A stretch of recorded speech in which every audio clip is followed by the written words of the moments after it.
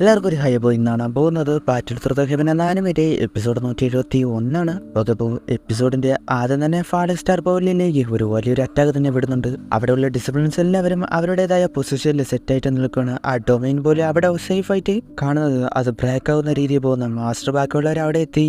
മാസ്റ്ററിനോട് എല്ലാവരും എൽഡേഴ്സ് എല്ലാം പൊസിഷനിലാണ് എന്ന് പറയേ. ശരി, വരാൻ പോകുന്നത് എന്താണെന്ന് നോക്കാം. പെട്ടെന്നാണ് അതെല്ലാം സ്റ്റോപ്പായ പോലെ. അവിടെ ആർക്കും ഒന്നും മനസ്സിലായിട്ടില്ല. പെട്ടെന്ന് അതെല്ലാം പഴയതുപോലെ ആകാനായിട്ട് തുടങ്ങി. അവിടെ പെട്ടെന്ന് അവിടെയുള്ള ആ ഡൊമൈൻ മുഴുവനായിട്ട് തകർന്നുകൊണ്ട് ആ സ്പേസ് അത് ഉണ്ടാക്കുകയാണ്. അതിന്റെ എഫക്റ്റില് ആ പവർ എല്ലാം താഴേക്ക് വരാനായിട്ട് തുടങ്ങി. അതിൽ പരിക്കേൽക്കാനായിട്ട് തുടങ്ങുകയും ചെയ്തു.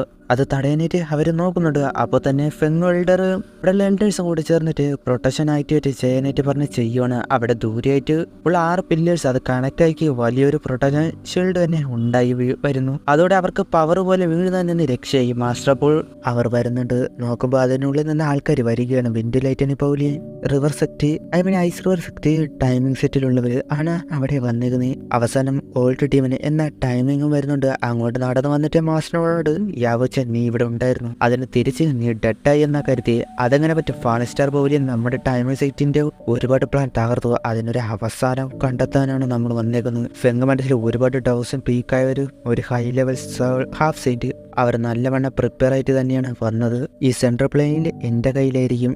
അത് കേട്ടിട്ട് വെറും ഒരു ഹാഫ് സെയിൻ്റെ നിനക്കതിന് പറ്റുമെന്നാണോ? അതിന് ചിരിച്ചിട്ട് ആര് പറഞ്ഞു എന്നെ ഒറ്റയ്ക്കാണെന്ന്? ഇങ്ങനെ ഒന്നിന് പിറകിൽ അവരുടെ ഹെൽപ്പ് കാണും എന്ന് പറഞ്ഞ് അവരെ വിളിക്കുന്നു. അത് കണ്ട് സോൾഹോളും അങ്ങോട്ട് ഗോയും എന്ന സെക്കൻഡ് ടിയൻ മാസ്റ്റർ, തേർഡ് ടിയൻ മാസ്റ്റർ എന്ന ഒരാൾ കൂടി വരുന്നുണ്ട്. അവൻ്റെ കൈയാകട്ടെ സീൽ ചെയ്ത് വെച്ചിരിക്കണം.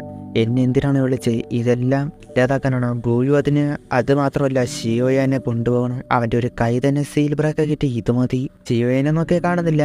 അവനവിടെ എന്ന് ചോദിക്കേ. മാസ്റ്റർ അതിന് ഫൈറ്റെങ്കിൽ അത് ആദ്യം ചെയ്യും എന്ന് പറഞ്ഞിട്ട് റെഡിയായി. കൂടെ അവരും ടൈമിംഗ് എന്ന ഇന്ന് ഫാൾ സ്റ്റാർ പോലെ രക്തപ്പുഴയാണ് എന്ന് പറഞ്ഞ് അറ്റാക്ക് ചെയ്യാനായിട്ട് പറഞ്ഞു വിട്ടു. അവരെല്ലാവരും അറ്റാക്ക് ചെയ്യാനായിട്ട് തുടങ്ങി. ഒരു ഫോർമേഷൻ അതുവഴി ഉപയോഗിക്കാനായിട്ട് തുടങ്ങുന്നു. പവർഫുള്ളായ പവേഴ്സ് അതെല്ലാം അറ്റാക്ക് എല്ലാം കൂടി അതിന് നേരെ വരുന്നുണ്ട്. എന്നാൽ അതെല്ലാം ഷീൽഡ് പോലുള്ളത് വെച്ച് തടയുകയാണ്. അവിടെ ഉള്ളവർ പേടിക്കണ്ട, ഇത് ഏതുവരെ പോകുമെന്ന് നോക്കാം. മനസ്സിലെ ഫംഗ്ഷൻ നീ മാക്സിമം നോക്ക്. ഈ സമയം അറ്റാക്കിന്റെ ഇമ്പാക്റ്റ് അവിടെ വരുന്നുണ്ട്. ഒരുപാട് പാടുപെട്ടാണ് ഫെങ് വെൽഡേഴ്സ് എല്ലാവരും അത് തടയുന്നത്. കുറച്ച് നേരമായിട്ടും അത് ബ്രേക്ക് ചെയ്യാൻ കഴിയില്ല. ടൈമിങ് കണ്ടിട്ട് ആ പിൻഡേഴ്സ് അതിന്റെ കോറിന്റെ അതൊക്കെയല്ലേ ഇതും പോകൂ എന്ന് മനസ്സിലാക്കിയിട്ട് രണ്ടുപേരോട് വരാനായിട്ട് പറയണം. അവർ പോകെ മാസ്റ്റർ അത് തടയാനായിട്ട് അവരും പിറകെ പോകുന്നു.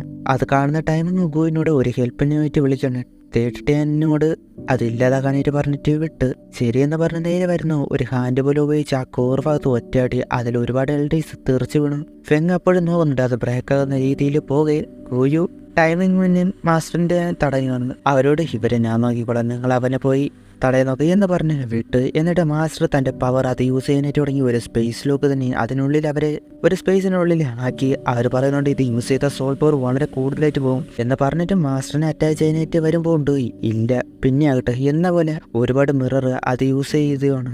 ആ ഏരിയ മുഴുവനായിട്ട് അത് മാറുകയുണ്ടായി. മാസ്റ്ററിനോട് ഇത് വെച്ച് നമ്മളെ 2 ഹാഫ് സെയിന്റിനെ ഇല്ലാതാക്കാൻ കഴിയുന്നതാണ് എന്ന് പറഞ്ഞ ടൈമിങ് വരെ എന്നാത്ത് മിററായിരുന്നു. അതിൽ ഷോക്കായ ടൈമിങ്ങിന് ആ ടൈം നോക്കി മാസ്റ്റർ പറയുന്നെന്ന് വന്ന ഒറ്റയടി അതിൽ കിട്ടി. മാറിപ്പോകാൻ നോക്കിയ മാസ്റ്റർ പിന്നെ വന്നു. അപ്പോൾ തന്നെ ഗോയു ഒരു അറ്റാക്ക് കൊടുത്തു. അതവിടെയുള്ള മിറർ വഴി മാസ്റ്റർ മാറുകയുണ്ടായി. അതെല്ലാം പൊട്ടിച്ച് വരെ ആ മിററിലൂടെ തന്നെ മാസ്റ്റർ പിടിച്ചു. എന്നിട്ട് അത് വലിച്ചെടുത്ത് ഒരിട്ടി. അതൊരു പവർഫുള്ളായ ഒന്നായിരുന്നു എന്നത് കാണും. രണ്ടുപേർക്കും മാസ്റ്ററിന്റെ ആ സ്കില്ലിൽ ഒന്നും തന്നെ ചെയ്യാൻ കഴിയുന്നില്ല. വളരെയധികം സോൾ പവർ നഷ്ടമാവുന്നെങ്കിൽ കൂടി എല്ലാ മിറർ വഴി മാസ്റ്ററിന്റെ റിഫ്ലക്ഷനില് ആ സമയത്ത് പുറത്ത് ടൈമിംഗ് തേർഡ് ടിയൻ മാസ്റ്ററിന്റെ ഒരു ഹാൻഡ് വെച്ചുള്ള അറ്റാക്കിൽ ആ 3 പേർക്ക് നല്ലവണ്ണം അടി കിട്ടിയിരുന്നു. എൻ്റെ ഒരു ഹാൻഡ് പോലും നിങ്ങൾക്ക് ഒന്നിച്ച് കഴിയുന്നില്ല. ഇനി വല്ലതും ഉണ്ടോ? ക്യൂൻവേഡ്സ് ഹെവൻ സാലമിങ് പൈത്തൺ ആ രൂപത്തിലേക്ക് മാറി. അതുകൊണ്ട് നിങ്ങൾക്ക് ഇഷ്യൻ വേഫുൾ പോയിസൺ അത് ഉപയോഗിക്കുന്നു. അതുപോലെ ഷിൻലിൻ ഹെവൻ പൈത്തൺ അത് ഉപയോഗിക്കുന്നുണ്ട്.